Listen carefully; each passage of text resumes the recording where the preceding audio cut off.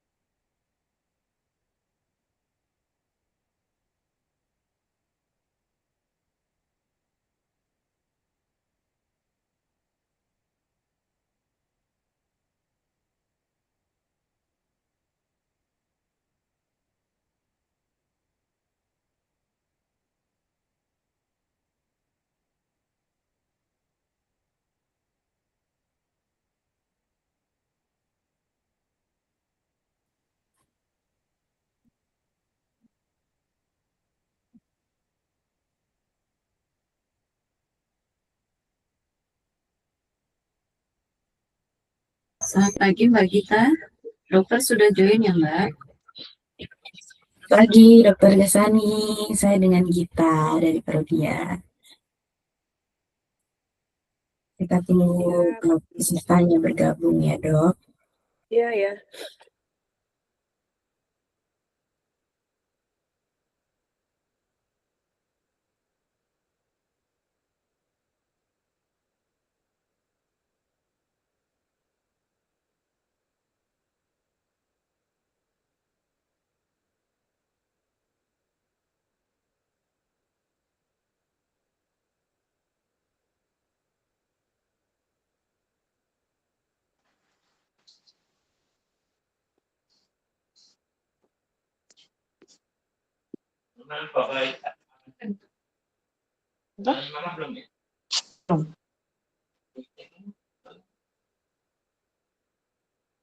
Ada gratisan dari Prodian. Belum mulai kok.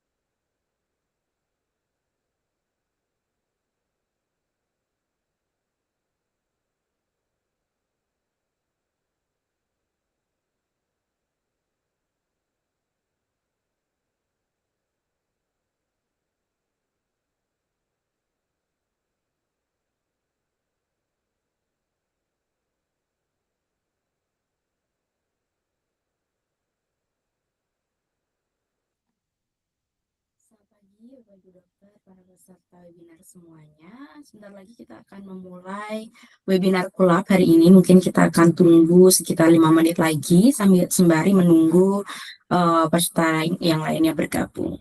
Mohon ditunggu ya.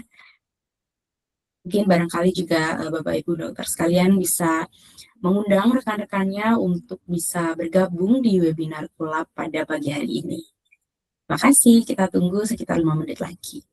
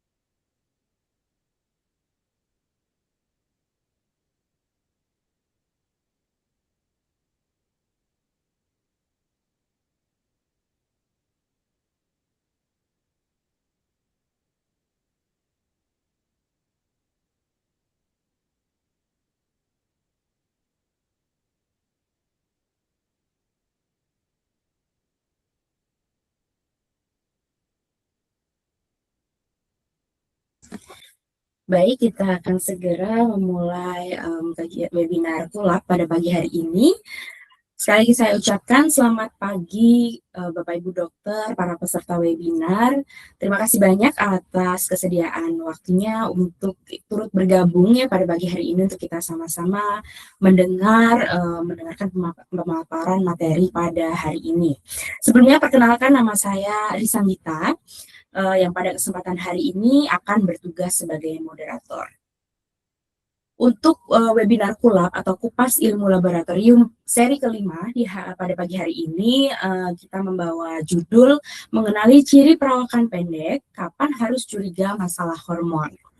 Topik ini tentunya sangat menarik dan juga sekaligus penting karena perawakan pendek pada anak seringkali dianggap sekedar faktor keturunan atau barangkali ada pemikiran nanti juga tinggi sendiri. Padahal dalam praktik klinis ada kondisi-kondisi tertentu yang perlu diwaspadai, termasuk salah satunya adalah berkaitan dengan gangguan hormon ataupun gangguan nutrisi hingga penyakit kronis tertentu yang mempengaruhi pertumbuhan. Nah, di sini nanti kita juga akan sama-sama belajar, sama-sama mendengarkan mengenai peran pemeriksaan laboratorium di dalam kasus-kasus seperti ini. Melalui evaluasi yang tepat, mulai dari penilaian kurva pertumbuhan hingga pemeriksaan hormon maupun parameter penunjang lainnya, kita bisa membantu membedakan mana variasi pertumbuhan yang normal dan mana yang memerlukan penanganan lebih lanjut. Tentunya pada hari ini kita sudah kedatangan pembicara yang luar biasa, yang ahli di bidangnya ya tentunya. Selamat pagi kita ucapkan pada Dr. Gaisani Fadiana, spesialis anak subspesialis endokrin. Beliau saat ini berpraktek di RSCM, RSPI dan juga klinik APAP. Salah satu klinik kembang ya tentunya. Dan pada pagi hari ini Dr. Gaisani akan membantu kita memahami lebih jauh nih nanti mengenai peran pemeriksaan hormon, pemeriksaan laboratorium di dalam kasus lingkup pertumbuhan anak. Baik, mungkin kita sapa dulu pembicara kita pada pagi hari ini. Selamat pagi, Dr. Gaisani. Selamat pagi. Baik, selamat pagi dok. Terima kasih ya dok. Kami mengucapkan terima kasih karena Dr. Gaisani bersedia untuk sharing pada pagi hari ini ya mengenai tumbuh kembang ya, tentang tumbuh kembang terutama nanti juga dalam hal ini. Berlama-lama lagi kami persilahkan materinya. Silahkan dok. Oke, baik. Terima kasih kepada Ibu Moderator. Jadi hari ini saya diminta untuk sharing ya terkait dengan perawakan pendek. Sebetulnya kapan kita curiga ini sebetulnya kelainan hormon dan apa saja nanti yang perlu dilakukan pemeriksaan. Baik, sebelumnya saya coba share screen.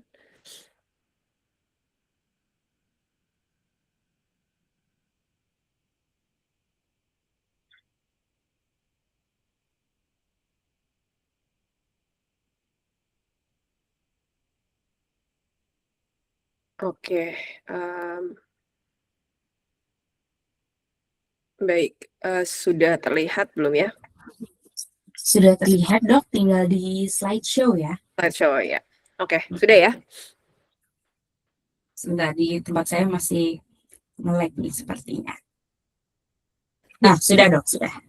Oke, baik. Jadi ada beberapa nanti yang akan saya bahas ya, tapi sebelum masuk ke kelainan tentu kita harus tahu dulu sebetulnya pertumbuhan yang normal itu seperti apa, terus kemudian bagaimana cara kita melakukan evaluasi gangguan pertumbuhan, kemudian bagaimana nanti pendekatan klinisnya dan kapan kita harus rujuk ya ke dokter endokrin. Nah, sebenarnya ini untuk bahan refleksi di awal aja. Jadi ada 3 grafik nih, mungkin Bapak Ibu dokter sekalian sudah cukup familiar ya. Jadi kalau kita menghadapi pasien anak tentu tidak lepas dari aspek pertumbuhan dan perkembangan. Nah, kalau misalnya pertumbuhan, kita pasti akan melakukan plot ya, tinggi badan. Jadi kalau kita lihat di sebelah kiri itu ada yang paling atas itu kurva tinggi badan, yang bawah kurva berat badan. Jadi kalau yang kasus yang pertama itu kita lihat kurvanya itu sejajar paralel dengan kurva pertumbuhannya. Ini kalau saya arahkan kursornya kelihatan nggak ya di tampilan? Terlihat dok, terlihat. Oh, kelihatan ya? Oke. Jadi di sini tinggi badannya kita lihat di bawah kurva yang paling bawah nih. Jadi termasuk yang pendek ya. Terus kemudian dia sejajar dengan kurva. Jadi paralel gitu ya. Nah, ini yang pertama. Kemudian yang kedua sama, dia juga paralel tapi sedikit mengalami perlambatan di kira-kira usia 9-10 tahun.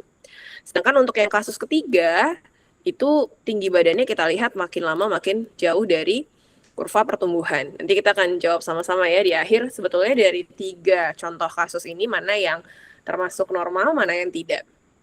Nah, kita masuk dulu ke fisiologi pertumbuhan. Jadi sebenarnya faktor-faktor yang mempengaruhi pertumbuhan tuh banyak. Jadi tentu ada faktor genetik, ada faktor nutrisi, faktor lingkungan, faktor hormonal. Tapi prinsipnya pertumbuhan ini merupakan indikator kesehatan anak. Jadi kalau misalnya ada penyakit kronis gitu ya, itu salah satu indikatornya pertumbuhan. Kemudian bahkan contohnya isu seperti stunting itu merupakan salah satu isu yang jadi isu kesehatan nasional ya, bahkan juga global gitu, terutama di negara-negara berkembang. Jadi kita harus tahu sebetulnya terkait dengan pertumbuhan, terutama pada fase anak. Nah, sebenarnya kalau hormon yang berpengaruh pada pertumbuhan itu banyak ya, ada beberapa, tapi mungkin di sini ada beberapa yang akan saya highlight.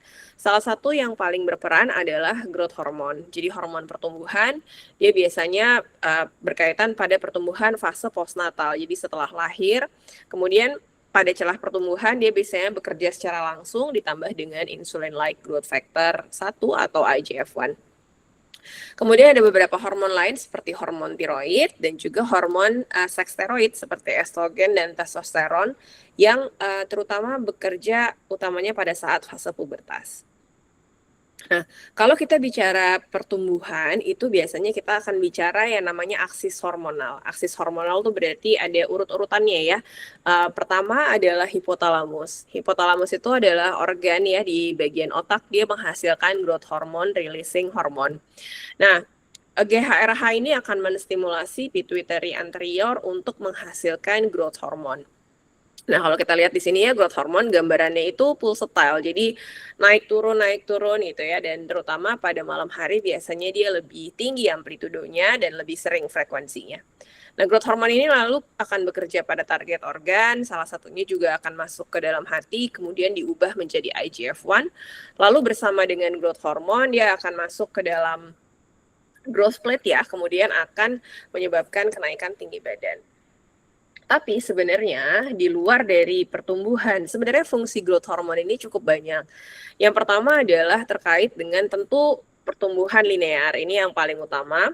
Kemudian yang kedua berkaitan dengan metabolisme tulang, jaringan lemak, kemudian otot ya. Jadi sebenarnya kalau ada anak-anak yang perlu mendapatkan terapi growth hormone, sebenarnya tujuannya memang satu terkait dengan pertumbuhan, tapi sebenarnya manfaatnya juga bisa untuk yang lainnya ya. Jadi terkait dengan metabolisme tadi ya, metabolisme tulang, kemudian komposisi tubuh itu juga sangat terbantu dengan pemberian terapi growth hormone.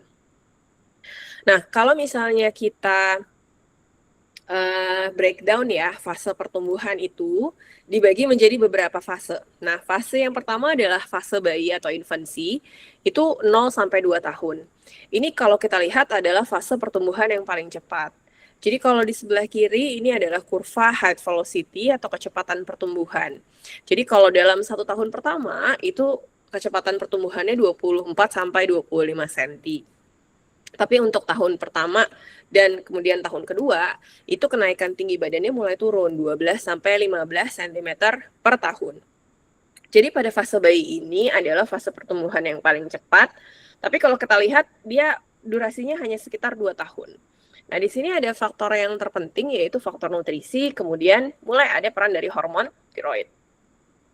Kemudian kita masuk ke fase anak atau fase childhood.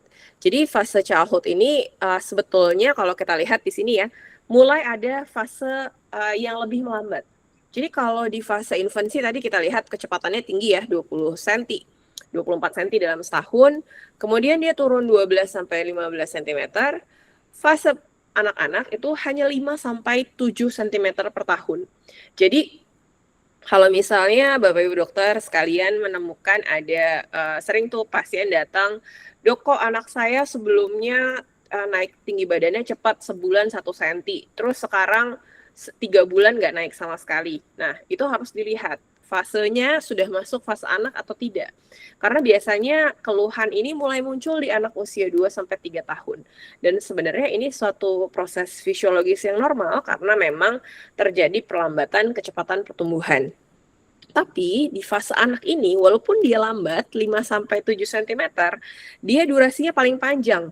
Kalau pada fase infansi itu hanya 2 tahun, kalau fase anak kita lihat bisa periodenya sampai 8 tahun lebih ya, tergantung nanti kapan dia mulai fase berikutnya atau fase pubertas. Nah, di sini yang paling penting adalah faktor mulai ada peran hormon pertumbuhan, hormon tiroid, dan juga pemeriksaan dari faktor genetik dari orang tuanya.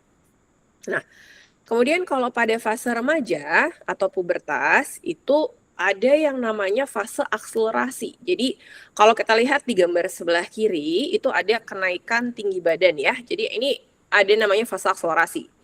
Di sini kemudian mencapai puncak dari growth spurt-nya, kemudian fase deselerasi, ada perlambatan lagi.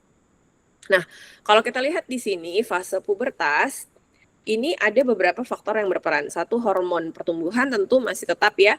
Kemudian sudah ada peran dari hormon testosteron dan estrogen. Tapi kalau kita lihat di sini setelah fase growth spurt ya, ini puncak growth spurt-nya, setelah itu akan ada perlambatan kecepatan pertumbuhan sampai mencapai 0. Ya, ini kalau anak laki-laki kira-kira 16-17 tahun, kalau anak perempuan 14-15 tahun. 0 ini berarti tandanya anaknya sudah selesai masa pertumbuhannya. Jadi biasanya kalau udah akhir pubertas, nanti kita akan belajar sama-sama sebetulnya pubertas itu fasenya apa saja. Jadi kalau udah selesai fase pubertas, maka selesai juga pertumbuhan tinggi badannya. Jadi ini yang menyebabkan kita harus hati-hati kalau misalnya ada pasien yang datang dengan keluhan, "Dok, anak saya pendek, lebih pendek daripada teman-teman sebayanya." Jangan buru-buru mengatakan bahwa nanti tunggu aja pada saat pubertas dia akan catch up, atau tunggu aja nanti biasanya setelah menstruasi dia naik tinggi badannya lebih cepat. Padahal sebetulnya bukan seperti itu ya. Nah, kenapa? Kalau misalnya kita lihat dari fase pertumbuhan ada yang dikenal dengan konsep ICP. ICP itu infancy, childhood, dan puberty. Nah, kalau kita lihat infancy tadi ya, kenaikan tinggi badannya cepat selama masa bayi ya. Setahun pertama 25 cm, kemudian tahun 1 kedua itu 12-15 cm. Jadi bisa dibayangkan dalam periode 2 tahun dia naiknya sekitar 40 cm. Tapi durasinya hanya 2 tahun ya. Nah, setelah itu kalau kita lihat masa pubertas, kita lihat nih pubertas ada kecepatan tinggi badan, terus kemudian naik, kemudian dia stop, melambat. Nah, di sini berapa banyak kita lihat ya, naik tinggi badan betul, tapi durasinya lebih singkat.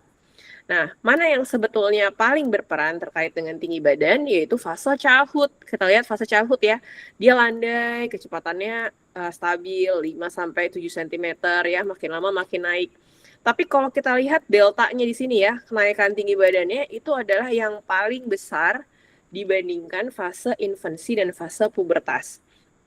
Jadi, kalau misalnya kita mau intervensi, kita mau pemantauan, mau evaluasi kelainan pertumbuhan, baiknya dilakukan kapan? Apakah setelah pubertas? Enggak. Ya, apakah tunggu pubertas? Jangan. Jadi kita kerjakan sebenarnya sedini mungkin, terutama kita mau mempreserve apa yang terjadi pada fase childhood. Karena lagi-lagi tadi ya, kalau kita lihat 100% nih tinggi badan, misalnya kalau tinggi badan itu di breakdown, misalnya seorang anak nih tinggi badan akhirnya pada saat dewasa dia 170 cm. Nah, 30%-nya itu sebenarnya sudah dibentuk dari fase intrauterin. Jadi kalau intrauterin ya berarti berkaitan dengan kesehatan ibu ya. 70%-nya itu adalah fase extrauterin.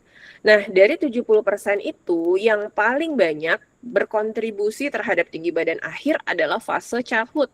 Karena tadi ya kalau kita balik ke grafik ini, childhood itu 40%, fase infansi 15%, fase pubertas juga cuma 15%. Jadi 40% inilah yang paling berperan.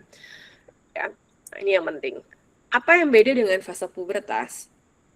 Nah, kalau kita lihat di sini ya, pubertas yang hijau muda ini adalah anak perempuan. Kemudian yang hijau tua ini adalah anak laki-laki. Nah, kalau kita lihat di sini ya, kecepatan pertumbuhannya. Kalau pada anak perempuan, dia mulai growth spurt-nya lebih awal. Kita lihat di sini di usia 8-9 tahun, 9 tahun ya, 9 tahun, 10 tahun dia mulai growth spurt, mencapai puncak growth spurt-nya kira-kira di 12 tahun, kemudian dia turun ya, melambat, akhirnya selesai. 15-16 tahun sudah mencapai tinggi badan akhir. Kita lihat di sini nih, menarche. Menarche berarti menstruasi pertama.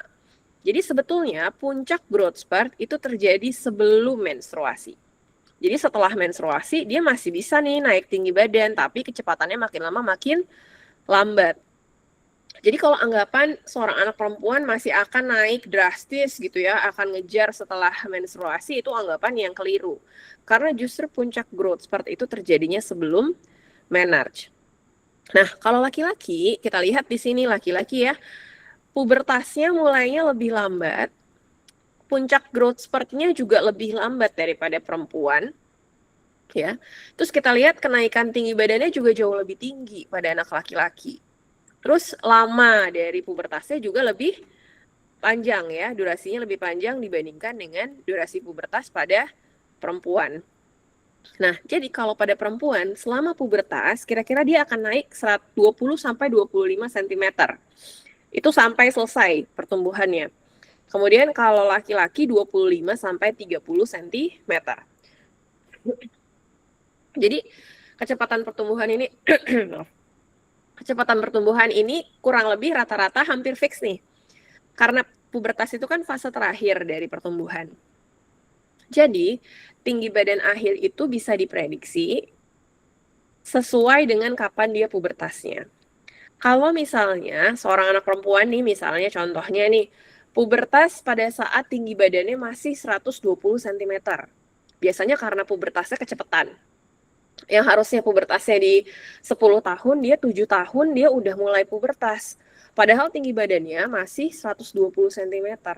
Jadi kalau misalnya anak yang pubertas dini, tinggi badannya 120 cm nih pada saat awal pubertas, hanya bertambah 20 sampai 25 cm sampai selesai, maka tinggi badan akhirnya itu akan pendek di bawah 150 cm. Ya, jadi kalau 120 tambah 20 ya berarti 140 cm. Nah, begitu juga dengan anak laki-laki. Nah, ini yang kadang terlewat biasanya, khususnya pada anak perempuan. Sekarang tuh perempuan tendensinya pubertasnya jauh lebih cepat lagi. Nanti kita akan belajar sebetulnya kapan sih pubertas itu yang diperbolehkan ya. Jadi kalau pubertasnya anaknya misalnya usia 10 tahun anak perempuan, dia tinggi badannya ternyata paling tinggi di antara teman-teman sebayanya, tapi dia sudah menstruasi. Jadi sebenarnya kalau anak-anak yang umur 9 tahun, 10 tahun, tinggi badannya paling tinggi, tapi dia sudah menstruasi, apakah dia akan jadi dewasa yang tinggi? Enggak jawabannya. Kenapa? Karena pada anak perempuan tersebut, dia sudah mengalami pubertas yang lebih awal, dia kehilangan masa fase childhood-nya, ya, terlalu cepat. Jadi dia sudah pubertas, akhirnya menstruasi lebih awal, otomatis kenaikan tinggi badannya sudah tidak terlalu banyak lagi. Jadi pertumbuhannya akan lebih cepat lagi berhentinya, gitu.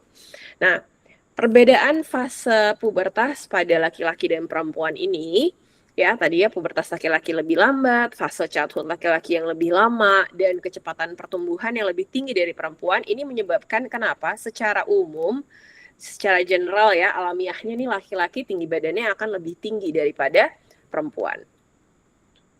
Nah, ini tahapan pubertas pada perempuan ya, mulai dari pembesaran payudara. Jadi pembesaran payudara itu di stage 2. Ini yang kita sebut dengan awal pubertas. Jadi bukan menstruasi. Menstruasi itu adalah akhir dari masa pubertas. Jadi tahapan pertama itu adalah pembesaran payudara stage 2, kemudian dia awal dari growth spurt, jadi mulai tuh fase akselerasi, biasanya ada pertumbuhan rambut pubis, kemudian puncak growth spurt, baru menstruasi. Ya, jadi menstruasi itu sebenarnya tanda akhir dari pubertas. Pertumbuhan payudara tuh kapan paling cepat? Nah, paling cepat adalah usia 8 tahun. Jadi kalau misalnya usia 6 tahun, 7 tahun, Bapak Ibu dokter sekalian udah bisa tuh cek pubertasnya, raba payudaranya, ada nggak pembesarannya? Hati-hati kalau misalnya dia ada tumbuh payudara sebelum 8 tahun, Itu termasuk dengan pubertas dini. Jadi contohnya mulai pubertasnya di 7 tahun ya, tumbuh payudaranya, maka bisa diperkirakan dia akan menstruasi 2 tahun kemudian. Jadi kalau dia tumbuh payudaranya usianya 7 tahun, maka kemungkinan besar dia akan menstruasi di 9 tahun. Nah, biasanya setelah menstruasi, dia masih akan bisa naik tinggi badan itu 2 tahun, maksimal sekali 2,5 tahun. Jadi, bisa dibayangkan kalau anak yang pubertasnya terlalu cepat, fase childhood-nya nih lebih singkat. Jadi 7 tahun dia 7 tahun dia pertumbuhan payudara, 2 tahun kemudian usia 9 tahun dia menstruasi, 2,5 tahun kemudian jadi 11,5 tahun ya tinggi badannya berhenti, selesai tinggi badan akhirnya. Dia endingnya akan jadi dewasa perempuan yang pendek. Nah, bagaimana dengan laki-laki? Kalau laki-laki itu pubertas itu ditandai dengan volume testis, yaitu sekitar ukurannya 4 mili, ya, itu tanda pertamanya. Jadi bukannya tumbuh jakun atau misalnya tumbuh kumis gitu ya, atau mimpi basah, itu bukan tanda awal dari pubertas pada laki-laki. Kalau pada laki-laki tanda awalnya adalah pembesaran testis. Nah, bagaimana dengan growth spurt-nya? Growth spurt-nya itu terjadi di akhir pubertas. Jadi kira-kira kalau volume testis sekitar 12 mili nih baru terjadi growth spurt. Nah, kalau misalnya pada pubertas, sebenarnya hormon apa sih yang paling berperan ya? Sebetulnya yang paling berperan adalah hormon estrogen. Jadi baik di laki-laki maupun perempuan, itu hormon estrogen yang paling utamanya menutup celah pertumbuhannya. Jadi kalau begitu dia masuk ke usia pubertas, estrogen dan testosteron yang mulai naik, dia punya efek menstimulasi atau merangsang aksis tadi dari growth hormone dan IGF-1. Jadi lebih tinggi nih produksi growth hormone dan otomatis produksi IGF-1-nya lebih tinggi pada usia pubertas. Kemudian pada satu sisi yang lain, dia juga punya efek langsung ke growth plate. Jadi kalau di tulang panjang kita, di epifisis, itu ada celah ya. Kalau di sini dilihat nih usia, contohnya kalau kita bone age nih usia tulangnya di sini 10 tahun, ini masih terbuka nih celah pertumbuhannya. Tapi pada saat usia tulang 14 tahun, kita lihat di sini ya, udah mulai menutup. Jadi hampir menyatu tulang-tulangnya nih, celah epifisisnya. Nah, ini karena peran dari hormon estrogen. Ya, jadi kapan sih sebenarnya anak perempuan, contoh ya, anak perempuan itu selesai masa pertumbuhannya pada saat usia tulangnya 14 sampai 15 tahun. Nah, masalahnya adalah usia kronologis bisa beda-beda. Kalau misalnya dia pubertasnya kecepatan, jadi dia akan mencapai usia tulang 14-15 tahun mungkin pada saat dia usia kronologisnya 12 tahun. Itu biasanya karena pubertas yang lebih cepat, gitu ya. Nah, sekarang kita masuk ke bagaimana sih sebetulnya kita melakukan evaluasi. Tentu kita tanya dari anamnesisnya, riwayatnya, kita lakukan pemeriksaan tropometri, kemudian kita melakukan pemeriksaan pubertas dan pemeriksaan klinis lanjutan, ya. Nah, kita tanya keluhan utama terkait dengan tinggi badan. Kalau misalnya biasanya nih paling sering ya orang tua tuh ibu-ibu khawatir kok anak saya kelihatan paling pendek kalau baris selalu di depan. Pertanyaan pentingnya adalah kita mesti tanya sejak kapan ya, maksudnya apakah baru setahun 2 tahun terakhir atau sudah dari awal sekali dari misalnya balita dia udah kelihatan lebih pendek dibandingkan dengan teman-teman sebayanya. Nah, ini salah satu anamnesis yang penting. Ini untuk menentukan sebenarnya dia ada di fase bayi, fase anak, atau fase prapubertas, fase pubertas masalahnya. Terus kemudian kita harus singkirkan juga kelainan sistemik, ya. Misalnya contohnya ada kelainan infeksi berulang, ada gizi kurang gitu ya, ada kelainan TB dan lain sebagainya. Kita harus cari itu di riwayat penyakit sekarang kita harus anamnesis. Kemudian kita harus tanya bagaimana pola makan sebelumnya. Ada masalah nggak dengan makannya? Apalagi kalau di fase bayi ya, apakah dia ada ASI eksklusif, MPASI-nya gimana, atau ada riwayat diare atau muntah berulang gitu ya. Terus jangan lupa juga tanya, ada obat-obatan yang rutin diminum nggak? Salah satu yang paling berpengaruh ke pertumbuhan adalah obat steroid. Nah, ini juga salah satunya kita mesti hati-hati. Begitu dia diberikan dalam waktu 2 minggu ya, itu udah termasuk ada efeknya ke supresi pertumbuhan. Jadi kita harus tanya ya. Kemudian berikutnya ada riwayat penyakit lain nggak ya. Dan yang paling penting adalah tanyakan riwayat kelahiran, usia gestasinya dia cukup bulan atau enggak. Dan yang paling penting adalah berat lahir atau panjang lahirnya. Karena bayi-bayi yang lahirnya kecil atau SGA, kecil masa kehamilan ya, atau small for gestational age, itu biasanya ada sekian persen, 10% yang tidak bisa catch up.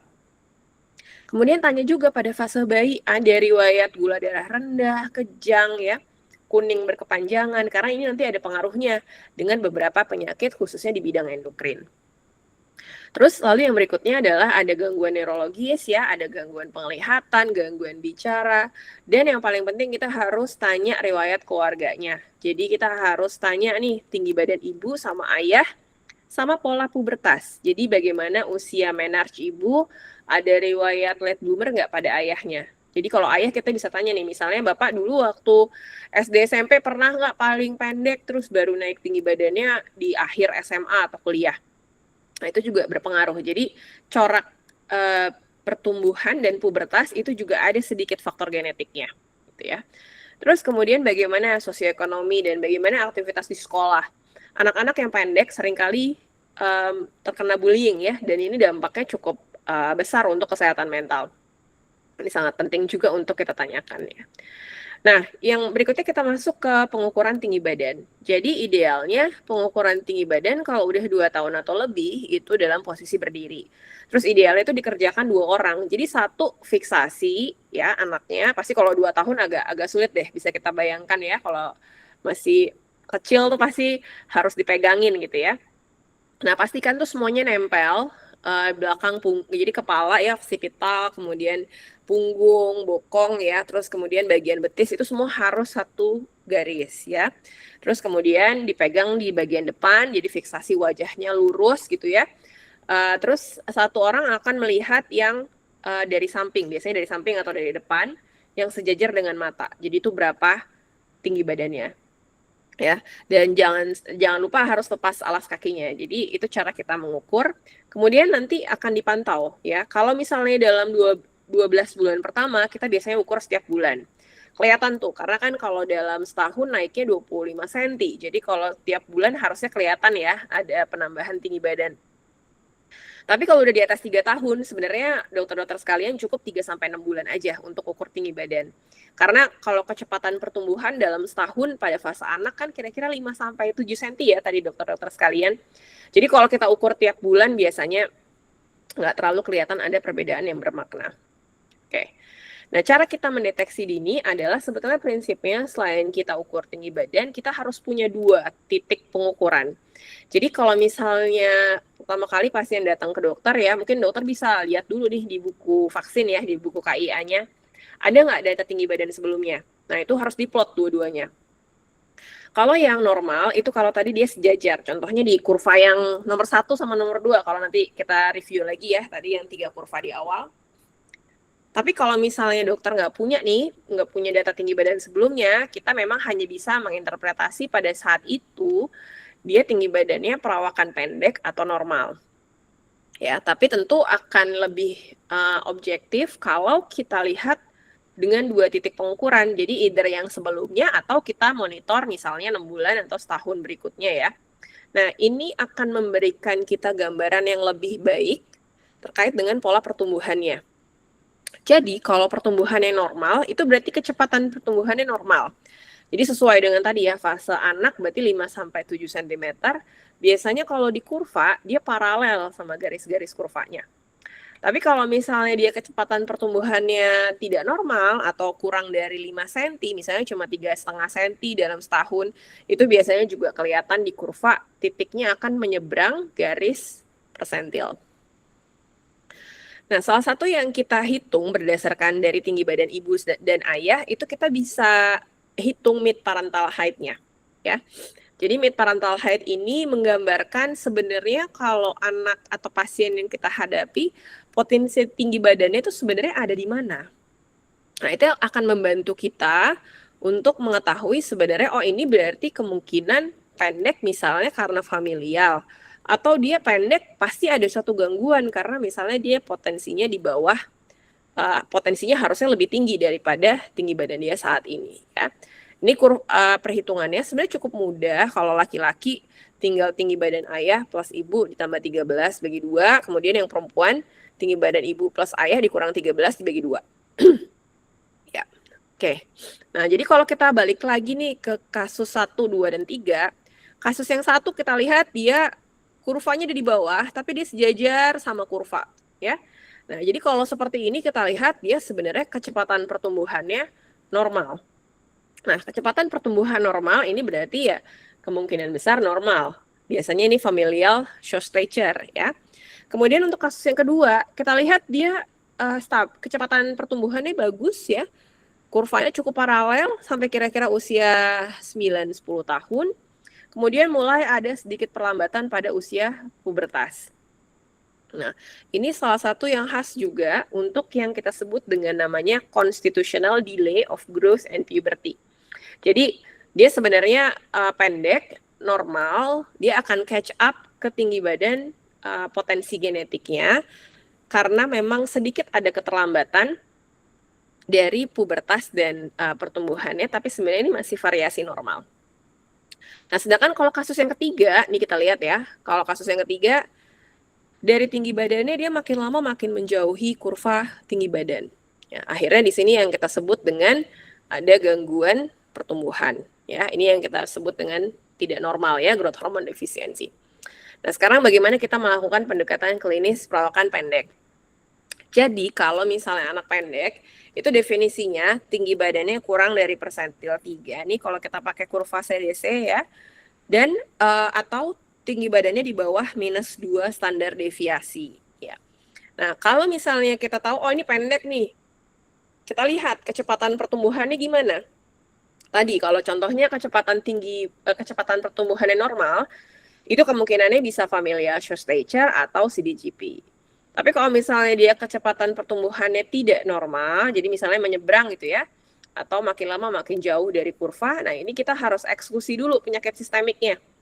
Dari anamnesis ada nggak ke arah TB, ke arah infeksi kronik gitu ya, biasanya kita cek darah perifer lengkap, LED, kita lihat fungsi hati, fungsi ginjal, elektrolit pada kasus-kasus tertentu, mungkin kita bisa cek urin lengkap dan feses lengkap ya kalau misalnya ada indikasi. Nah, kalau misalnya udah dieksklusi, penyakit sistemiknya bagus semua nih, hasilnya oke gitu ya, tapi dia masih pendek. Kita lihat dia ada dysmorphic nggak? Dysmorphic tuh berarti kalau kita lihat secara pemeriksaan fisik kasar gitu ya, kalau kita lihat sekilas nih ada stigmata-stigmata tertentu nih yang berbeda. Nanti kita akan lihat satu-satu ya. Dan ini contohnya ada sindrom Turner, ada Silver Russell, ada sindrom Prader-Willi.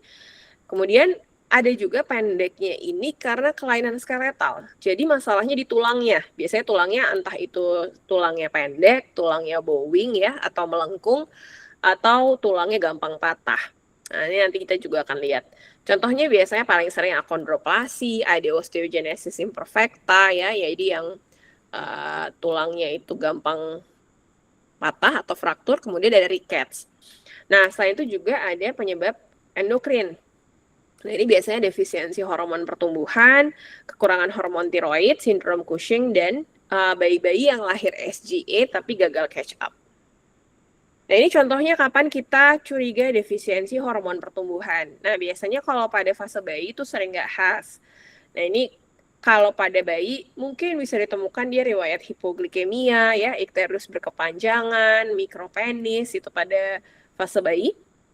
Kalau fase anak biasanya 1-2 tahun pertama normal, tapi kemudian mulai kelihatan ada deselerasi ya. Biasanya kecepatan pertumbuhannya menurun, kemudian dia makin lama makin menjauh dari kurva, tinggi badannya jauh di bawah mid parental height-nya. Nah, apa saja manifestasi klinisnya? Nah, kalau di sebelah kiri bisa kelihatan ada frontal bossing ya. Jadi daerah frontalnya tuh agak menonjol, kemudian mid face hipoplasia. Jadi bagian tengah dari wajahnya itu kayak cenderung kurang berkembang dengan baik, jadi kelihatan lebih hipoplastik ya, jadi jauh lebih muda daripada usianya. Terus kemudian ada truncal obesity, jadi gemuk ya, obesitas terutama di daerah abdomen. Nah, ini ada hal-hal lain nih yang kita harus perhatikan. Kita curiga kekurangan hormon pertumbuhan. Misalnya kalau ada sesuatu yang iradiasi kranial. Jadi biasanya pasien-pasien yang post-tumor iradiasi gitu ya. Kemudian ada kelainan yang sifatnya craniofacial midline. Jadi di garis tengah. Kalau garis tengah tuh berarti contohnya ada cleft atau lip palate ya. Terus kemudian ada kelainan jantung, ada hernia umbilikal, ada UDT. Jadi semua ini garis tengah. Itu kita harus hati-hati, mungkin di hipofisis atau di hipotalamusnya juga terganggu gitu ya. Nah, kemudian yang berikutnya adalah penyebab karena kelainan hormon adalah hipotiroid. Nah, ini biasanya bayi baru lahir tuh nggak terlalu spesifik ya gejalanya. Tapi umumnya di setahun 2 tahun pertama kalau tidak terdiagnosis itu gejalanya failure to thrive. Jadi berat badannya sulit naik ya, tinggi badannya juga susah naik. Dan yang paling khas adalah juga terjadi gangguan perkembangan. Jadi anaknya development-nya tuh ada beberapa yang ketinggalan ya. Saya tuh ada gejala lain seperti konstipasi, kulit kering, karena kita tahu hormon tiroid itu penting juga untuk metabolisme dan juga untuk termoregulasi ya. Nah, kemudian sindrom Turner ini juga salah satu yang khas ya pada perempuan. Nah, kalau misalnya sindrom Turner itu sebetulnya kelainan pada salah satu kromosom X. Jadi kalau misalnya normalnya perempuan kan 46XX ya, kita punya 2 kromosom X nih. Tapi bisa saja salah satu kromosom X-nya bisa ada kelainan, misalnya contohnya nggak ada sama sekali ya, jadi hilang satu kromosomnya. Atau lengan pendeknya misalnya terpotong. Atau misalnya terpotong di ujung-ujungnya kemudian membuat seperti lingkaran atau ring kromosom. Nah, itu juga bisa. Kemudian kita lihat bisa saja ada yang delesi ya, jadi ada yang terpotong kemudian terkena dari kromosom yang lain, itu bisa. Nah, itu termasuk dengan sindrom Turner.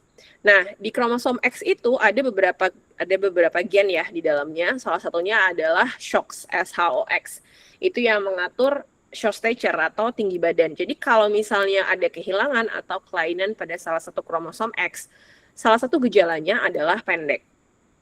Jadi kapan sih kita curiga ini sindrom Turner? Satu, anak perempuan dengan pendek. Jadi kalau anak perempuan dengan pendek, salah satu yang mesti kita pikirkan adalah sindrom Turner. Jadi biasanya mungkin dokter-dokter sekalian misalnya pernah lihat ya, kita melakukan rujukan misalnya untuk pemeriksaan analisis kromosom, dan salah satunya itu.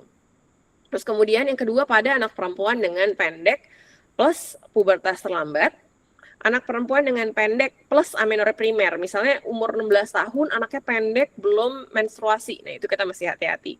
Sama satu lagi bayi perempuan dengan riwayat edema pada tangan dan kaki.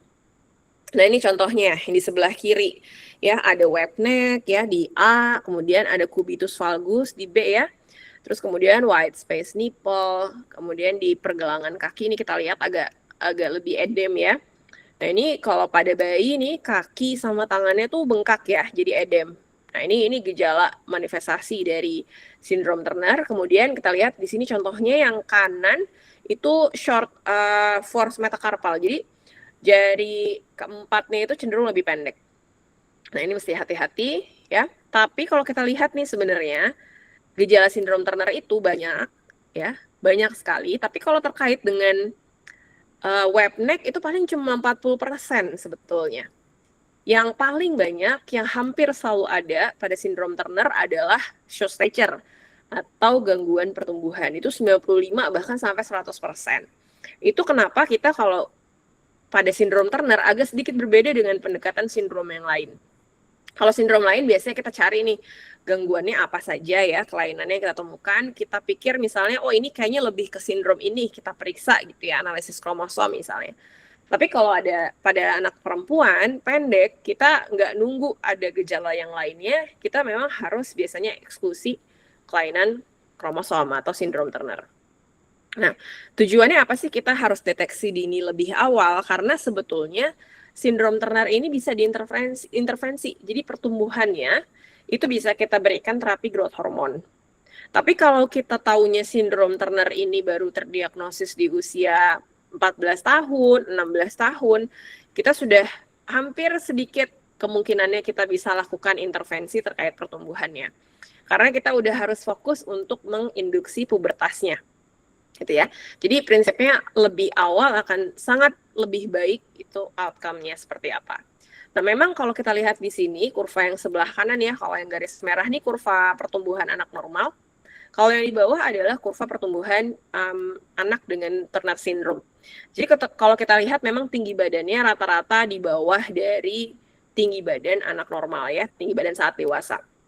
Tapi harapannya kalau kita bisa deteksi lebih awal, paling nggak dia bisa termasuk yang di atas dari grafik Turner syndrome. Walaupun dia masih di bawah dari kurva tinggi badan atau pertumbuhan anak normal, tapi paling nggak dia bisa mencapai potensi yang terbaiknya. Nah, berikutnya adalah kapan kita curiga itu kelainan di skeletal, di tulang ya. Nah, ini biasanya kita cari namanya perawakan pendek yang tidak proporsional atau disproporsional. Nah, caranya gimana kita tahu? Nah, kalau misalnya kita berhadapan dengan anak pendek, kita idealnya melakukan pengukuran tinggi duduk. Tinggi duduk tuh anaknya disuruh duduk seperti ini ya. Terus kemudian diukur nih dari kepala sampai bawah ya, tempat di alas yang sejajar dengan posisi dia duduk di sini. Nah, itu yang kita sebut dengan upper segment. Nah, kemudian dari tinggi badan, kemudian dikurang upper segmentnya, kita akan dapat nilai lower segment. Nah, kemudian kita akan hitung upper banding lower rasionya gimana. Nah, yang di tengah ini adalah upper banding lower ratio yang normal berdasarkan usia gitu. Nah, kenapa ini penting? Karena kalau hasilnya lebih tinggi dari atau lebih besar daripada nilai di sini, maka kemungkinan besar dia perawakan pendeknya itu yang disproporsional. Nah, contohnya apa? Yang paling khas itu adalah ini, akondroplasia. Akondroplasia kelainan skeletal, kita lihat di sini ya. Jadi tulang ekstremitasnya itu lebih pendek. Dia lebih pendek, terutama di bagian proksimal ya. Jadi di sini kita lihat nih di lengan atasnya relatif lebih pendek dibandingkan dengan lengan bawah. Begitu juga di femur di sini ya, lebih pendek daripada yang ekstremitas bagian yang bawah bagian distal. Kita lihat di sini. Jadi kalau kita ukur upper sama lowernya, upper itu kan berarti sitting height-nya tadi ya. Berarti kira-kira bagian trunknya itu akan lebih panjang daripada bagian ekstremitasnya gitu. Kan kalau ekstremitas bawah itu diwakili dengan lower ya. Jadi biasanya upper banding lowernya akan meningkat. Nah, ini contoh khas dari akondroplasi ya. Akondroplasi itu salah satu bentuk skeletal displasi. Jadi kalau kita ukur biasanya dia termasuk yang disproporsional. Nah, ini periksanya lewat apa? Kita biasanya periksa dengan pemeriksaan bone survey. Jadi di foto ronsen satu-satu ya. Jadi dari situ akan kelihatan. Nah, berikutnya adalah kalau SGA yang gagal catch up. Nah, gagal catch up nih berarti 2 tahun nih, usia 2 tahun atau maksimal 3-4 tahun anak yang lahir misalnya usia gestasinya bagus 40 minggu tapi berat lahirnya cuma 1.800 atau panjang lahirnya 45. Nah, itu kan berarti lahirnya pendek, berat lahirnya kecil ya. Nah, harusnya dalam usia 2 tahun itu mereka bisa catch up. 80% lah dia bisa catch up. Tapi ada 10% anak dengan SGA itu yang tidak bisa catch up. Nah, pada kondisi ini kalau misalnya usia 2 tahun bayi yang lahir SGA belum bisa catch up, ini mohon dirujuk ke endokrin anak karena salah satu yang kita bisa berikan bukan hanya nutrisi, tapi kita bisa lakukan pemberian terapi growth hormone. Nah, jadi apa langkah diagnostik yang bisa dilakukan secara sederhana? Pertama, kita bisa lakukan bone age. Bone age itu kita lihat tadi foto ronsen tangan kiri ya, untuk melihat usia kronologisnya seperti apa. Kalau misalnya dia ada kelainan pertumbuhan, misalnya karena defisiensi hormon pertumbuhan, umumnya usia tulangnya akan jauh lebih muda daripada usia kronologisnya. Kemudian apa saja pemeriksaan darah? Tadi tentu kalau kita mau mengeksekusi penyakit sistemik, kita bisa lakukan pemeriksaan darah perifer lengkap, LED, fungsi hati, fungsi ginjal, ya. Kita bisa lakukan pemeriksaan urin lengkap atau feses lengkap kalau kita curiga ada gangguan di ginjal, ISK, atau misalnya ada gangguan malabsorpsi. Selanjutnya kita bisa periksa untuk yang hormon yang dasar, kita bisa periksa hormon tiroid. Biasanya kita akan cek free T4 dan TSH. Pada kasus-kasus tertentu kita juga lakukan pemeriksaan gula darah dan elektrolit kalau misalnya kita curiga ada kelainan yang berkaitan dengan kelenjar adrenal. Nah, kortisol juga salah satunya ya, biasanya kita cek jika ada kecurigaan ke arah gangguan adrenal. Nah, untuk pemeriksaan ke arah defisiensi hormon pertumbuhan, itu biasanya kita cek dengan pemeriksaan IGF-1. Itu pemeriksaan awal, ya. Kalau misalnya dia rendah, baru kita akan lakukan beberapa pemeriksaan lanjutan. Nah, untuk pemeriksaan growth hormone, tadi kalau kita lihat ya, sebenarnya kan growth hormone itu salah satu hormon yang paling penting terkait dengan pertumbuhan. Nah, yang dianjurkan sebenarnya pemeriksaan untuk growth hormone itu dilakukan dengan cara stimulasi. Jadi bukan dengan pemeriksaan growth hormone sewaktu. Ini tidak dianjurkan. Kenapa? Karena kita ingat tadi sifatnya growth hormone itu sifatnya pulsatile. Jadi dia akan naik turun ya. Jadi kalau kita periksa random nih, bisa aja dia kedeteksi dia lagi rendah atau dia lagi tinggi, dan itu tidak menggambarkan kondisi yang sebenarnya. Jadi biasanya kita akan lakukan pemeriksaan growth hormone stimulation test. Nah, berikutnya kalau misalnya kita curiga dia ada kelainan atau perawakan pendeknya yang disproporsional, biasanya kita akan periksa bone survey. Sedangkan kalau pada anak perempuan dengan pendek, nah ini yang berbeda adalah kita akan lakukan analisis kromosom atau karyotyping untuk melihat kromosom, terutama kromosom X. Oke. Nah, ini contoh kasus yang lainnya. Jadi kalau yang di A, kita lihat dulu ya. Kalau di A ini berat badannya kita lihat dia nggak naik nih dari usia 3 tahun sampai 6 tahun, ya, baru kita lihat pertumbuhannya mengalami perlambatan pada usia 6 tahun. Jadi yang ini dominan berat badannya dulu nih yang bermasalah, ya, baru tinggi badannya. Nah, untuk yang kasus A ini pendeknya terjadi karena proses malnutrisi, ya. Malnutrisi bisa karena penyakit kronik atau memang asupannya, ya. Kemudian kalau kita lihat yang B berat badannya yang di bawah itu nggak ada masalah, kurvanya bagus sesuai dengan kurva ya pertumbuhan. Nah, tapi kalau kita lihat tinggi badannya, dia ada perlambatan tuh, mulai dari usia 8 tahun, dia mulai melambat. Nah, ini pada contohnya hipotiroid. Nah, kalau pada yang C kita lihat anak perempuan berat badan sama tinggi badan sampai usia 6 tahun, 7 tahun masih oke. Tapi kita lihat di sini pada saat usia 8 ke 9 tahun. Ada dua hal yang terjadi. Kalau pada berat badannya, lihat di usia antara 8 sampai 12 tahun berat badannya naik. Tapi anehnya, pada saat berat badannya naik, tinggi badannya justru melambat. Nah, ini sangat berbeda dengan konsep pada obesitas karena nutrisional ya. Kalau anak yang overweight atau obesitas karena makannya banyak, nutrisional, itu biasanya berat badannya naik, tinggi badannya juga ikut naik sedikit. Nah, kalau ini berat badannya naik, tapi tinggi badannya melambat. Nah, ini khas pada sindrom Cushing. Ini biasanya yang riwayat dapat obat-obatan steroid jangka panjang. Nah, kemudian yang D, kita lihat. Yang D, tinggi badannya ada perlambatan ya, jadi makin lama makin jauh dari kurva. Dari umur 3 tahun aja udah kelihatan dia, udah pendek, makin lama makin jauh, sampai umur 12 tahun makin jauh lagi dari kurva. Tapi kalau kita lihat berat badannya sebenarnya stay aja, cuma pasti akan kelihatan anaknya kelihatan agak sedikit makin lama berat badannya kelihatannya kayak gemuk gitu ya. Karena sebenarnya berat badannya dia naiknya bagus, tapi tinggi badannya naiknya kurang adekuat. Nah, ini contohnya pada sindrom Turner. Nah, berikutnya kalau yang E, kita lihat di sini, berat badannya naiknya bagus sampai usia 9 tahun, ya. Tapi kalau kita lihat sampai 9 tahun berat badannya bagus, tapi tinggi badannya nih yang lebih awal terjadi. Nah, ini bedanya waktu dengan tadi ya, kasus yang pertama, malnutrisi, berat badannya dulu yang turun, baru tinggi badannya. Tapi kalau di sini yang kita lihat, growth-nya dulu nih, pertumbuhannya dulu yang terganggu sampai dia benar-benar mendatar nih, nggak bisa naik ya. Nah, ini yang kita sebut dengan defisiensi hormon pertumbuhan. Nah, jadi mungkin ini yang terakhir ya, pertumbuhan ini merupakan indikator kesehatan anak yang penting, bisa disebabkan macam-macam ya, karena malnutrisi, penyakit sistemik, bisa karena kelainan sindrom, kelainan tulang, ataupun faktor hormonal.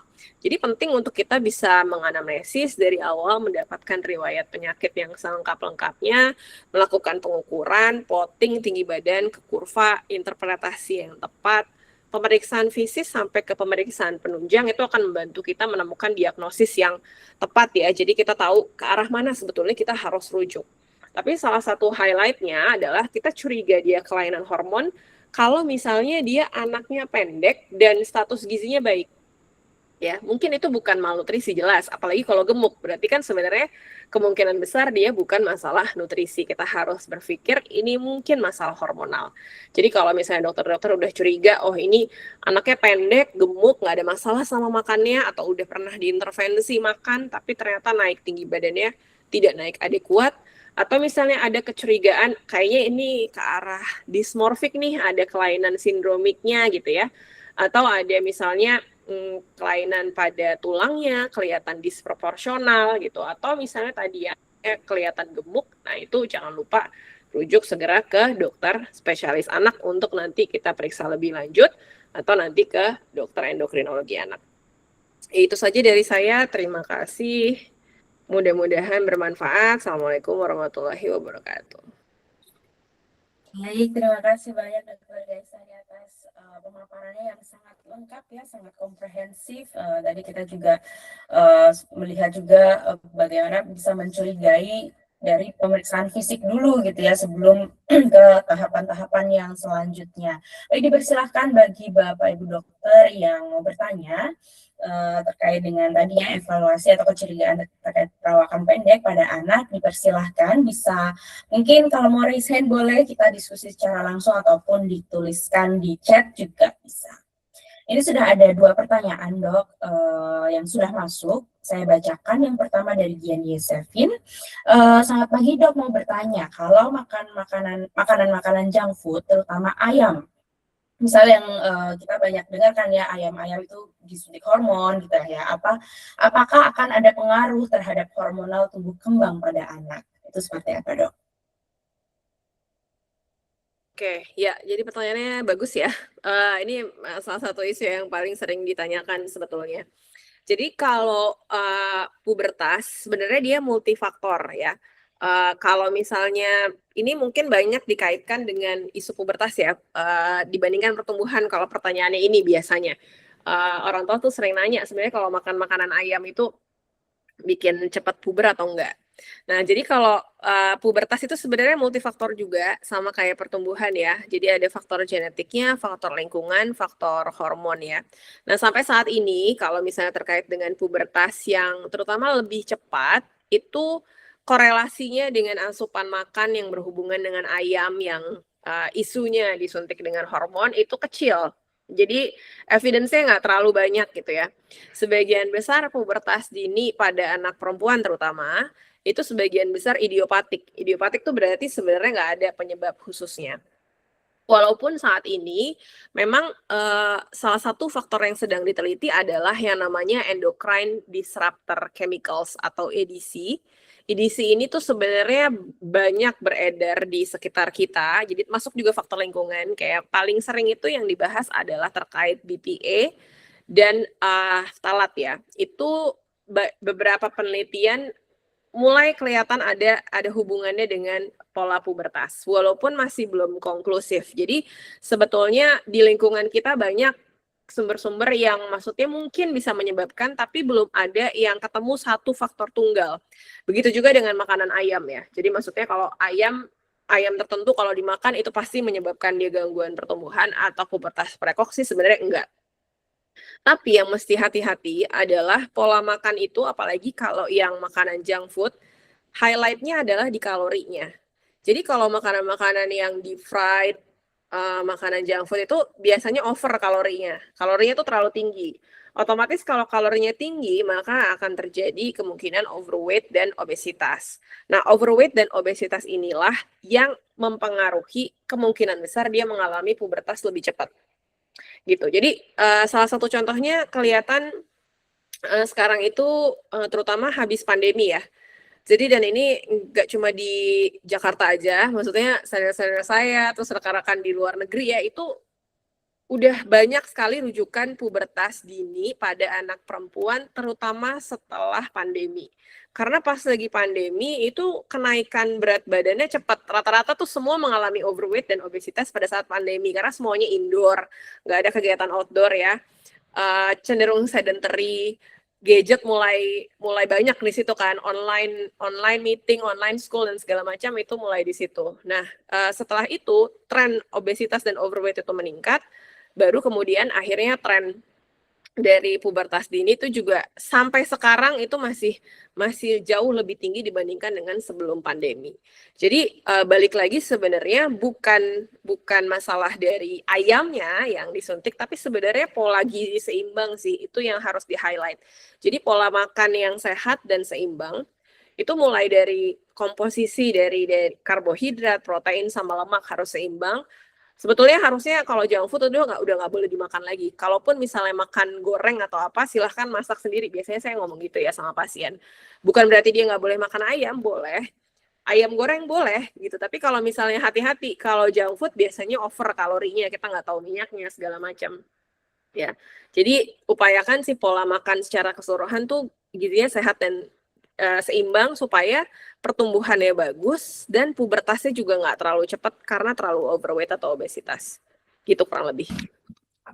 Baik, terima kasih banyak Dokter Gaisani, sangat lengkap ya jawabannya, mudah-mudahan menjawab. Jadi memang bukan perkara ayamnya, tetapi memang dari pola konsumsi keseluruhannya ya Dok, dari kalori gitu. Jadi kemungkinan ada gizi seimbang yang kemudian berimpact pada pubertas dini gitu, yang tadi juga seperti yang dijelaskan Dokter Gaisani bahwa ya bisa berpengaruh terhadap tinggi badan anak juga kalau misalnya anaknya pubertasnya dini seperti itu ya Dok. Oke, baik. Kita masuk ke penanya yang kedua ini, Dokter Mirza Elita ya. Kurva pertumbuhan yang digunakan untuk anak Indonesia lebih dari 5 tahun itu menggunakan kurva CDC 2000 atau ada kurva tersendiri, Dok, untuk anak Indonesia. Yang mana yang sebaiknya digunakan gitu. Barangkali ada versi kurva lain gitu, atau mana yang lebih tepat digunakan untuk anak-anak di Indonesia, Dok. Ya, baik. Jadi sebetulnya ada beberapa kurva yang memang beredar ya. Satu ada kurva WHO, ada kurva CDC, dan ada juga memang kurva pertumbuhan Indonesia yang dikembangkan oleh guru-guru saya ya. Ada Prof. Aman Pulungan, Prof. Jose Bataubara, dan Prof. Madarina. Jadi sudah ada kurva yang dari Indonesia. Prinsipnya sih sebetulnya kalau kurva apapun yang kita gunakan, yang penting adalah interpretasinya. Karena kalau misalnya kita lihat berdasarkan gangguan, kalau evaluasi gangguan pertumbuhan, itu kita nggak hanya melihat dia tadi ya, lagi-lagi, oh tinggi badannya dia di bawah persentil 3 kalau pakai kurva CDC. Atau cukup misalnya kurvanya, oh dia normal tinggi badannya. Tapi sebetulnya yang kita lihat adalah satu, bagaimana dia hubungannya dengan tinggi badan potensi genetiknya. Ya, atau mid parental height-nya. Kalau misalnya diproyeksi dia tinggi badan akhirnya itu ada di bawah potensi genetiknya, itu kita curiga dia ada kelainan. Ini mau pakai kurva apapun sebenarnya prinsipnya sama. Nah, kalau misalnya dia ternyata tinggi badannya misalnya masih di persentil 5 gitu ya. Kalau di persentil 5 kan normal ya, persentil 5 sebetulnya. Tapi kalau misalnya tinggi badan orang tuanya, potensi tinggi badannya di persentil 50 atau bahkan 75, itu kalau dari aspek endokrin kita pasti akan berpikir ini ada sesuatu nggak terkait sama pertumbuhannya, hormon pertumbuhan atau hormon tiroid atau yang lainnya. Karena harusnya kita pengen optimalnya adalah tinggi badannya sesuai dengan potensi genetiknya. Jadi walaupun berdasarkan kurva CDC misalnya hasilnya normal, tapi kalau berdasarkan potensi tinggi badannya, dia sebetulnya jauh di bawah potensi genetiknya. Kita tetap berpikir, oh ini kita harus evaluasi, ada kelainan nggak? Misalnya contohnya pakai kurva Indonesia kan biasanya dia lebih pendek daripada kurva CDC ya. Misalnya dia persentil 5 di kurva CDC, tapi sebetulnya persentil 10 di kurva Indonesia misalnya. Mungkin kita berpikir, oh ini normal pertumbuhannya. Tapi lagi-lagi yang harus dilihat adalah bagaimana trennya. Trennya dia dari sebelumnya apakah sama, paralel, di titik itu juga atau tidak. Atau dia ada perlambatan. Sama yang kedua, potensinya terhadap tinggi badan orang tuanya posisinya di mana. Kalau kita biasanya dari endokrin, kalau ngelihat dia posisinya jauh dari potensi tinggi badan orang tuanya, walaupun itu normal, apalagi ada deselerasi, perlambatan, belum sampai pendek, itu kita sudah evaluasi ke arah gangguan pertumbuhan. Mudah-mudahan menjawab. Ya, baik. Mudah-mudahan menjawab untuk Dokter Nurza Elita. Jadi sebetulnya bergantung pada bagaimana interpretasinya ya, Dok. Jadi mau menggunakan kurva apapun itu. Kemudian ini masih ada pertanyaan lagi dari Dokter Vinzi Yulina. Ini ada oh ya, agak panjang saya bacakan. Jika ada anak riwayat sulit makan, bone age lebih lambat 3 tahun dari usia kronologis, kemudian tidak ada penyakit sistemik dan growth hormone stimulasinya normal, hormon tiroidnya juga normal. Nah, pertanyaannya yang pertama, dengan perbaikan gizi apakah bone age-nya akan bisa mengejar? Kemudian yang kedua, apakah tinggi badan finalnya bisa menyesuaikan usia bone age-nya? Ini keterangannya tulang menutup lebih lambat dibandingkan usia kronologisnya atau tetap tergantung usia kronologis dengan usia pubertas yang normal. Mungkin itu dulu, Dok. Terima kasih. Ya, jadi kalau mungkin ini akan case by case ya. Jadi saya kurang tahu nih kalau kasus ini pasti udah dievaluasi. Dan biasanya kita akan lihat balik lagi ke satu, dia tinggi badannya kalau di kurva posisinya seperti apa. Kalau misalnya pendek, seberapa jauh dia dari kurva normal dan seberapa jauh dia dari potensi tinggi badan atau mid parental height-nya. Karena bisa juga kita mengenal tadi yang istilahnya namanya constitutional delay of growth and puberty. Jadi memang dia bisa saja catch up-nya agak lebih lambat, pubertasnya juga bisa agak lebih lambat gitu ya. Tapi ini perlu pemantauan beberapa kali, nggak bisa kita lihat dalam satu kali pemeriksaan. Biasanya kalau kita lihat di kurva, contohnya tadi kalau di kurva pertumbuhan tuh dia butuh beberapa titik tuh. Dan kalau yang modelasi di GP, dia biasanya kurva pertumbuhannya normal, jadi dia kecepatan pertumbuhannya normal, tapi pada saat usia yang lain udah puber dia belum, itu dia akan kelihatan lebih melambat. Jadi satu harus dilihat sebenarnya tren kenaikan tinggi badannya seperti apa, terus kemudian yang kedua adalah seberapa jauh dia dari potensi genetiknya, dan sebetulnya kalau dari sisi lagi-lagi endokrin ya, kalau misalnya tinggi badan itu kan sebenarnya pertumbuhan tuh multifaktor. Nutrisi memang iya salah satunya, tapi kita mesti hati-hati jangan sampai kita tadi membuat overweight atau obesitas. Soalnya kita udah beberapa kali menemukan overweight dan obesitas itu memang membuat usia tulangnya jauh lebih maju. Gitu. Jadi apakah gizi lebih bisa membuat bone age-nya maju? Bisa, tapi sebenarnya yang kita kejar bukan bone age-nya itu harus sesuai, itu enggak. Yang penting kita udah pastikan yang lainnya ya, kita singkirkan beberapa kelainan sistemik lainnya. Kalau memang hasilnya normal ya most likely, misalnya kalau ini kan growth hormone stimulasinya normal. Kalau dia misalnya memang nggak terlalu jauh atau kurvanya masih kurva normal ya berarti kemungkinan besar dia nggak ada masalah sama hormon pertumbuhannya gitu. Yang mesti dilihat adalah nanti pada saat pubertas, karena potensi tinggi badan itu seberapa persen dia masih naik tinggi badan, kan kalau bone age itu selalu kita bisa prediksi ya, berapa persen nih dia tinggi badannya gitu ya, kita bisa prediksi tinggi badan akhir. Nah perkiraan itu akan bisa geser kalau dia udah pubertas, karena makin deket dia atau udah masuk ke di usia pubertas, makin deket ke nutup itu makin precise sebenarnya persentasenya. Kalau dia belum puber itu masih range-nya masih luas ya untuk kita bisa memprediksi tinggi badan akhir. Jadi yang mesti dipastikan adalah ya pubertasnya mesti jalan yang bagus juga, nggak boleh terlalu cepat dan nggak boleh juga terlalu terlambat. Oke, baik. Terima kasih. Mudah-mudahan menjawab ya untuk Dr. Vinzi Yulina. Oke, ini mungkin terakhir ya, Dok, pertanyaan dari Dr. Christine. Izin bertanya, Dok, sebagai GP, saya beberapa kali mendapatkan pasien dengan kekhawatiran orang tua jika anaknya pendek, merujuk pada tinggi badan teman-teman di sekelasnya. Bagaimana step-step screening yang harus dilakukan ya, Dok, sebelum kami merujuk ke dokter spesialis anak? Karena umumnya mereka datang tanpa data-data penunjang dan beberapa orang tua minta langsung cek bone age, hormon, dan lain-lain. Mungkin karena informasi dari media sosial. Mohon petunjuknya ya, Dok. Nah, ini juga menarik ya, Dok, karena kan orang tua sekarang juga semakin banyak akses informasi, sehingga mereka mungkin sering datang ke Prodia itu udah dengan lengkap nih minta ini, tapi belum pernah konsultasi itu. Dan hanya berdasarkan kekhawatiran yang memang didapatkan dari informasi sosial media seperti itu, Dok. Silahkan, Dok. Jadi yang pertama tentu kita bisa plot ke kurva tinggi badannya. Satu dari situ kita bisa nilai dia tinggi badannya normal atau pendek. Yang kedua adalah hitung mid parental height-nya. mid parental height-nya, kemudian plot mid parental height-nya di yang paling kanan ya. Jadi kita bisa ngelihat dia sebetulnya sesuai nggak dengan potensi tinggi badan orang tuanya. Hal ini akan sangat bermanfaat, terutama kalau kita nggak punya data sebelumnya. Jadi anaknya baru pertama kali datang ke kita nggak punya data sebelumnya, nggak tahu nih berapa sih kecepatan pertumbuhannya. Salah satu yang kita bisa lakukan di awal adalah plot tinggi badan anaknya, kemudian cocokkan dengan tinggi badan mid parental height sesuai dengan tinggi badan bapak dan ibunya.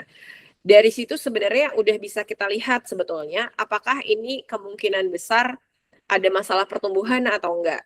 Kalau misalnya dia pendek ya, misalnya udah jelas di bawah persentil 3, itu memang sebaiknya udah harus langsung dirujuk ke dokter spesialis anak untuk dievaluasi.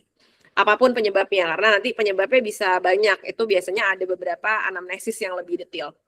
Terus kemudian, kalau misalnya dia normal pun, tapi ternyata jauh nih dari potensi tinggi badan. Misalnya dia di persentil lagi-lagi ya, misalnya persentil 4, persentil 5 secara definisi kan sebenarnya dia nggak termasuk pendek. Tapi jauh di bawah dari potensi genetik orang tuanya. Jadi misalnya potensi genetiknya 50-75, tapi dia di persentil 4 atau 5, itu walaupun dia normal, itu juga kita harus edukasi, ini mesti dievaluasi, nggak bisa cukup 1 kali pemeriksaan aja untuk bilang, oh ini anaknya normal.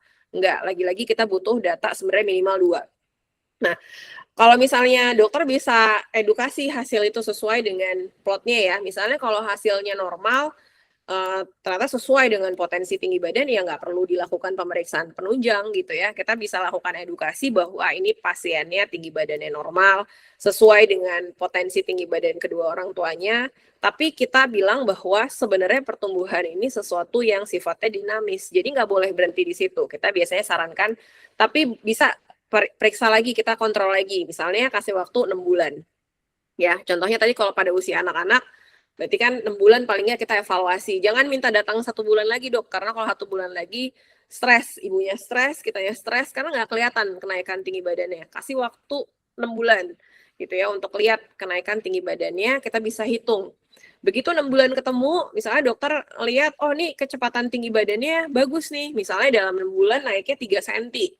Berarti kan cocok dalam setahun dia kira-kira 6 cm ya kalau kita ekstrapolasi datanya. Kita plot di kurva, dia masih sejajar sama kurvanya. Dokter bisa lebih yakin untuk mengedukasi bahwa ini sebenarnya pertumbuhan yang normal. Tapi kalau di luar itu, misalnya dokter udah monitor, ternyata nggak naik tinggi badan, atau naiknya dalam 6 bulan cuma 1 cm, cuma 1,5 cm, nah dokter udah bisa langsung rujuk ke dokter spesialis anak. Untuk yang awal boleh, kalau misalnya bone age bisa aja nggak apa-apa. Kalau bone age rata-rata bisa memberikan kita informasi ya, banyak informasi yang kita dapat dari bone age. Tapi kalau misalnya untuk pemeriksaan penunjang, mungkin nanti perlu evaluasi lebih jauh nih dok, karena bisa aja dia penyakitnya misalnya karena TB gitu ya. Ada beberapa yang kita harus eksekusi dulu gitu, atau ada pemeriksaan ternyata dia anaknya lebih cenderung ke hipotiroid, nah itu ada baru kita pemeriksaan yang lebih terarah biasanya. Jadi kalau mau screening awal dari kurva dulu, kalau memang ada kelainan bone age boleh dilakukan. Terima kasih banyak Dr. Gaisa dan sudah menjawab untuk Dr. Christine. Mungkin ini terakhir banget nih dok, ini juga sesuatu yang menarik ya tentang vitamin, tentang suplementasi dari Dr. Mirza Elita. Apakah suplementasi misal vitamin D atau zat besi akan berpengaruh untuk pertumbuhan anak, dan bagaimanakah rekomendasi dari IDAI untuk saat ini? Ya, jadi sebetulnya prinsipnya vitamin D sama zat besi itu dia salah satu faktor yang berpengaruh juga untuk pertumbuhan. Bukan faktor yang utama, tapi dia juga berpengaruh terkait dengan terutama tinggi badan. Kalau misalnya saya highlight mungkin yang di vitamin, yang zat besi dulu deh. Zat besi itu biasanya udah mulai dibutuhkan, terutama biasanya resiko anak mulai kekurangan zat besi biasanya pada saat dia hanya dapat ASI eksklusif ya. Biasanya itu periode di mana udah harus kita pikirkan dia akan kekurangan zat besi. Jadi mulai dari MPASI-nya biasanya kita perhatikan asupan terkait dengan asupan daging merah, yaitu harus diperhatikan pada saat itu. Nah, kemudian kalau vitamin D, rata-rata juga vitamin D itu sebagian besar kita akan kekurangan. Jadi makanya rekomendasi dari IDAI sebetulnya sudah memasukkan di situ ada suplementasi vitamin D. Ada dua-duanya sih ada ya, nanti PPK-nya mungkin nanti saya titip sama Bu Moderator ya, nanti bisa dikasih ke teman-teman peserta, itu bisa dibaca lengkapnya, ada panduan praktek klinis untuk suplementasi baik itu zat besi maupun vitamin D. Ya, jadi untuk yang kalau misalnya kita nggak cek, itu biasanya kita akan tetap berikan suplementasi vitamin D. Dan vitamin D itu sebenarnya utamanya adalah mendukung satu ke metabolisme tulang karena dia berkaitan untuk fungsi penyerapan kalsium. Yang kedua adalah terkait juga dengan imunitas, yaitu juga akan sangat membantu. Nah, tapi kalau misalnya apakah vitamin D dan zat besi, kalau misalnya mau cepat tinggi kita kasih vitamin D sama zat besi ya enggak juga. Jadi harus tetap dilihat lagi semuanya. Dan umumnya sebetulnya kan kalau mikronutrien itu juga harusnya tercukupi dari makanan. Jadi dari makanannya pun harus diedukasi supaya tetap ya dia pola gizinya itu seimbang dan sehat. Ya kita bisa tambahkan suplementasi misalnya vitamin D dan zat besi untuk menunjang. Itu aja sih. Tapi itu bukan faktor yang utama ya.